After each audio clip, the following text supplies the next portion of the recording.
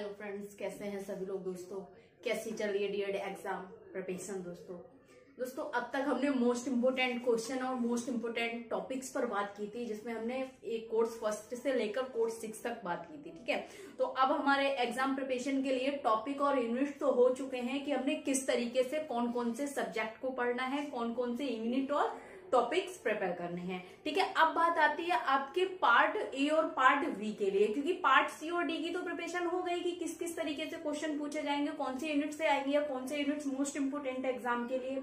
Part A और part B जो आपका 15 नंबर का पूरा बनता है, तो 15 नंबर के लिए हमने कैसे प्रिपेयर करने, किस तरीके से 1 नंबर में प्रश्न पूछे जाएंगे पार्ट ए में, और किस प्रकार से पार्ट बी के लिए 2 नंबर के प्रश्न पूछे जाएंगे। ठीक है, तो आज दोस्तों बहुत सारे क्वेश्चन लेकर आए हैं, क्वेश्चन 1 से लेकर क्वेश्चन 25 यानी कि पूरे 25 प्रश्नों पर हम आज बात करेंगे। ठीक है, जो कि आपके पार्ट ए और पार्ट बी के लिए मोस्ट इंपोर्टेंट रहेंगे, जिसमें 1 नंबर के प्रश्न और 2 नंबर के प्रश्न पूछे जाएंगे। ठीक है, तो चलिए स्टार्ट करते हैं। क्वेश्चन फर्स्ट देखिए दोस्तों, शिक्षार्थी के प्रकार कौन कौन से, यानी कि टाइप्स ऑफ लर्नर।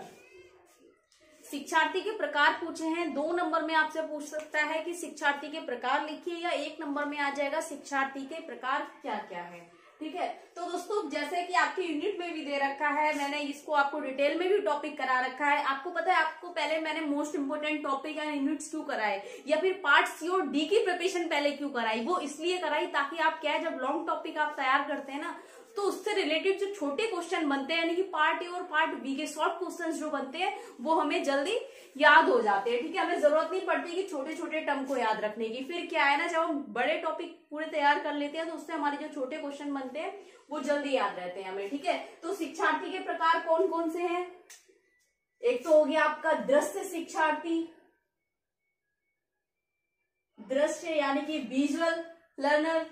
ठीक है, दूसरा था आपका ऑडिटरी, श्रवण शिक्षार्थी, तीसरा था आपका स्पर्श या कैनेस्थेटिक। ठीक है ना, स्पर्शनीय करते हैं, स्पर्शनीय या किनेस्थेटिक।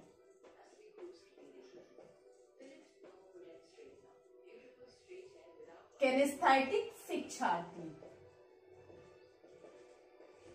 ठीक है, यानी कि आपका दृश्य शिक्षार्थी, श्रवण शिक्षार्थी, स्पर्शनीय या किनेस्थेटिक शिक्षार्थी। तो 3 प्रकार के आपके शिक्षार्थी हैं। आपको ध्यान होगा, अगर मैंने आपको लॉन्ग में जो कराया था टॉपिक आपका याद रखना, आप उसमें प्लेलिस्ट में देखिए, आप जाके पूरा लॉन्ग करा रखा है, इसमें किस तरीके से है इसके बारे में भी दे रखा है। और ये प्रश्न आपको 5 नंबर के लिए भी मोस्ट इंपोर्टेंट हो सकता है, जिसमें आपने डिटेल में करना है, और हो सकता है 2 नंबर में आपको केवल इसके प्रकार पूछ ले कि शिक्षार्थी के प्रकार क्या है, टाइप्स ऑफ लर्नर क्या है। ठीक है, नेक्स्ट क्वेश्चन देखिए, क्वेश्चन नंबर 2 देखिए, स्वयं घातक व्यवहार, भय, अनोखा व्यवहार, चिड़चिड़ापन आदि किसके उदाहरण हैं। यानी कि ये कुछ सिम्टम्स लिखे हैं उन्होंने बिहेवियर के, या हम कह सकते हैं कुछ ऐसे उन्होंने विशेषताएं बताई हो, और आपको बताना है ये किसके उदाहरण है, जिसमें क्या हो रहा है, स्वयं घातक यानी कि व्यक्ति के स्वयं के लिए हानि पहुंचा रहा है, स्वयं के लिए घातक व्यवहार कर रहा है, भय यानी कि बहुत डर रहा है किसी चीज से, अनोखा व्यवहार कर रहा है, अभद्र व्यवहार कर रहा है, चिड़चिड़ापन आदि किसके व्यवहार है। तो ये व्यवहार है दोस्तों अंतर्मुखी व्यवहार के, अंतर्मुखी।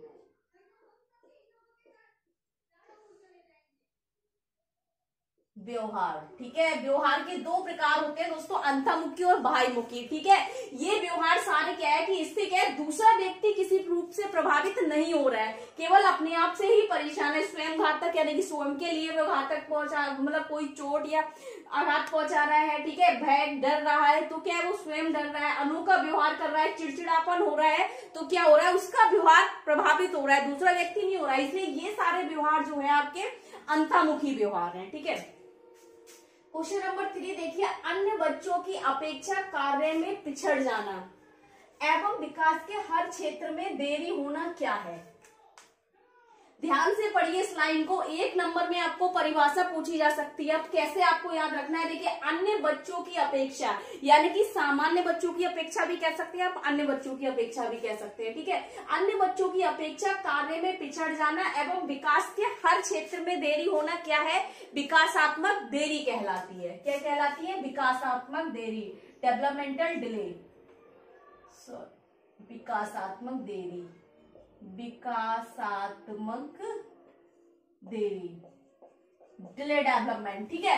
तो यहाँ पर क्या है, अगर आपको 2 नंबर में आए कि विकासात्मक देरी को परिभाषित कीजिए, तो एक लाइन आपको याद करनी है, सामान्य बच्चों की अपेक्षा या अन्य बच्चों की अपेक्षा कार्य में पिछड़ जाना एवं विकास के हर क्षेत्र में देरी होना विकासात्मक देरी कहलाती है। इस तरीके से अगर आप क्या है ना इसकी परिभाषा याद करेंगे आप भूल जाएंगे, लेकिन जहां आप परिभाषा याद कर रहे हैं उसके बाद प्रश्न आपको बाद में आ रहा है, प्रश्न को याद कर रहे हैं, तो वहां पर हमें क्या है टॉपिक जल्दी याद हो जाता है। तो आप इस चीज को ध्यान रखेंगे कि अन्य बच्चों की अपेक्षा कार्य में पिछड़ जाना एवं विकास के हर क्षेत्र में देरी होना क्या कहलाती है, विकासात्मक देरी कहलाती है, ठीक। क्वेश्चन नंबर 4 देखिए, अनुभूति के परिणाम स्वरूप व्यवहार में होने वाला परिवर्तन क्या कहलाता है, यानी कि अनुभूति के परिणाम स्वरूप जो व्यवहार में परिवर्तन क्या कहलाता है, तो व्यवहार में होने वाला परिवर्तन कहलाता है दोस्तों अधिगम, यानी कि सीखना, अधिगम, लर्निंग, ठीक है। अब आ जाए अधिगम को परिभाषित कीजिए, तो आपको ज्यादा याद या रटने वाली चीज नहीं है, एक लाइन याद करनी है, अनुभूति के परिणाम स्वरूप व्यवहार में होने वाला परिवर्तन सीखना या लर्निंग या अधिगम कहलाता है, ठीक है। क्वेश्चन नंबर 5 देखिए, आईडी को कितने भागों में वर्गीकृत किया गया है, यानी कि बौद्धिक अक्षमता जो है आपकी कितने भागों में उसको वर्गीकृत किया गया है, तो कौन कौन से भागों में किया गया है, मनोवैज्ञानिक आधार पर, ठीक है, चिकित्सीय लक्षणों के आधार पर, ठीक है, और तीसरा क्या है आपका शैक्षणिक आधार पर, ठीक है। मनोवैज्ञानिक में माइल्ड, मॉडरेट, सीवियर, प्रोफाउंड, इसमें था हमारा, जिसमें हमारी मतलब जितनी भी हमारी मेडिकल कंडीशन थी, जिसमें डाउन सिंड्रोम हो गया, हाइड्रोसेफेलिस हो गया, क्रेटिनिज्म हो गया, माइक्रोसेफेली हो गया, ये सारी कंडीशंस आ जाएंगी इसमें। और शैक्षणिक में हमारा ट्रेनेबल, एजुकेबल, ठीक है, और कस्टोडियल, ठीक। क्वेश्चन नंबर 6 देखिए, मानव विकास में परिवर्तन होता है, यानी कि मानव विकास में परिवर्तन कैसे होता है, क्वेश्चन आपको आएगा मानव विकास में परिवर्तन कैसे होता है, तो 2 शब्दों में आपने बताना है, मात्रात्मक गुणात्मक दोनों होता है, ठीक है ना, मात्रात्मक और गुणात्मक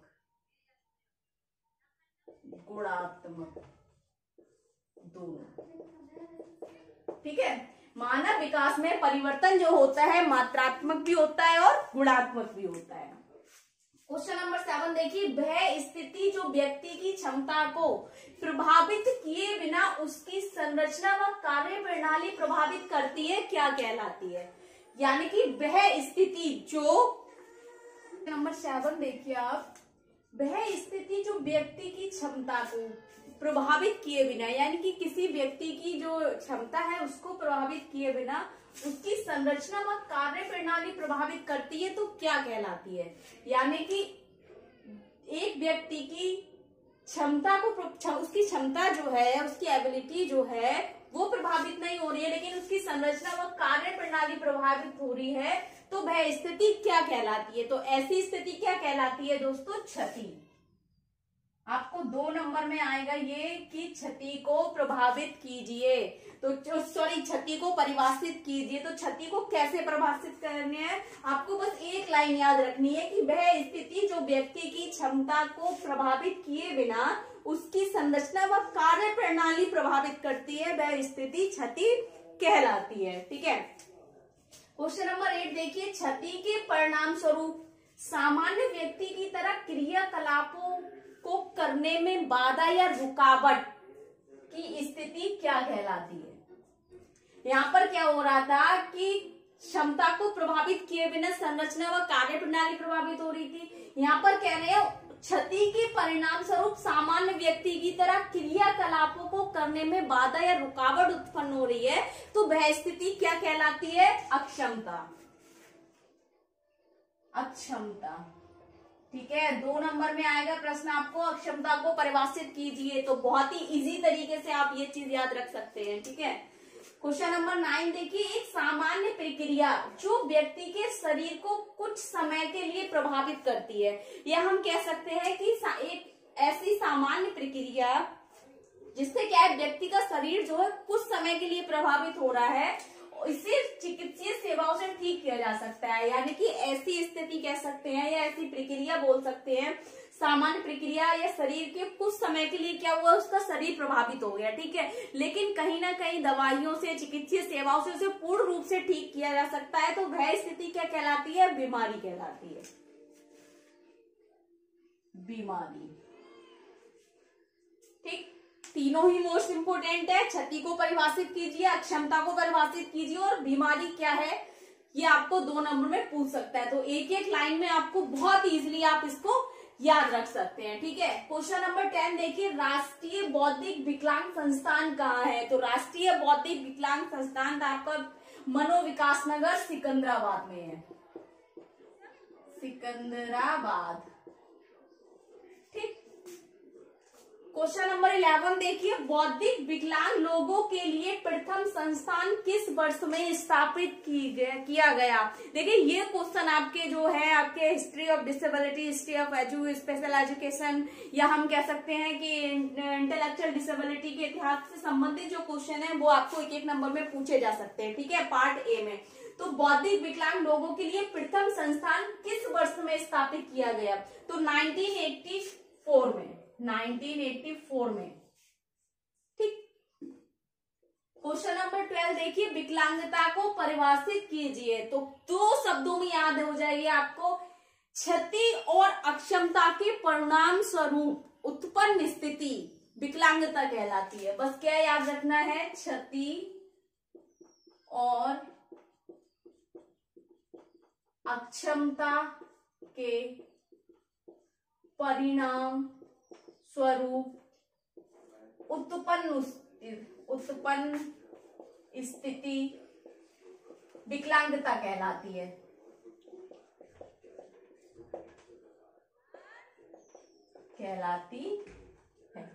ठीक है। क्वेश्चन नंबर 13 देखिए, बौद्धिक अक्षमता वाले बच्चों की शिक्षा किसके द्वारा लिखी गई? तो बौद्धिक अक्षमता वाले छात्रों की या बच्चों की जो शिक्षा है वो फ्रेंच फिजिशियन के द्वारा लिखी गई थी। किसके द्वारा लिखी गई थी? फ्रेंच फिजिशियन के द्वारा, फिजिशियन के द्वारा लिखी गई थी, ठीक। क्वेश्चन नंबर 14, विकलांगता के पहले की स्थितियों का क्रम क्या है? यानी कि जो विकलांगता उत्पन्न होने से पहले जो स्थितियां रहती हैं जिसके परिणाम स्वरूप विकलांगता होती है, ठीक है, तो उसके पहले का क्रम पूछा गया है। तो क्या है? सबसे पहले आता है आपका बीमारी, उसके बाद आती है आपकी क्षति, उसके बाद आती है आपकी अक्षमता, उसके बाद आती है आपकी विकलांगता। डिसीज, इम्पेयरमेंट, डिसेबिलिटी, हैंडीकैप्ड, ठीक।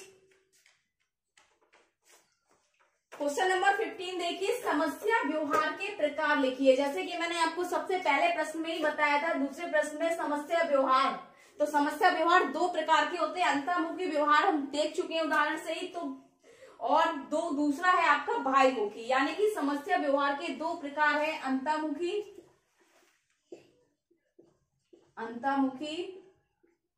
व्यवहार, दूसरा है आपका बाह्यमुखी व्यवहार, ठीक है। 2 प्रकार के व्यवहार होते हैं। नेक्स्ट देखिए क्वेश्चन नंबर 16, कौन सा कारक बालक के विकास को प्रभावित नहीं करता है? तो सांस्कृतिक कारक एक ऐसा है जो बालक के व्यवहार को या विकास को प्रभावित नहीं करता है। सांस्कृतिक, ठीक है, सांस्कृतिक कारक जो है आपके बालक के विकास को प्रभावित नहीं करता है। नेक्स्ट देखिए क्वेश्चन नंबर 17, विकास किस पर आश्रित होता है? तो विकास वृद्धि पर आश्रित होता है,